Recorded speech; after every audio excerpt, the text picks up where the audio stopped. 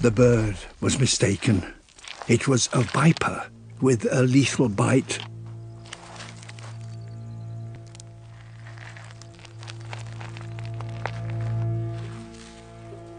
This species has only recently been discovered, and so far it has been found nowhere else but here. Its camouflage is so effective that it's almost impossible to see it on these rocks.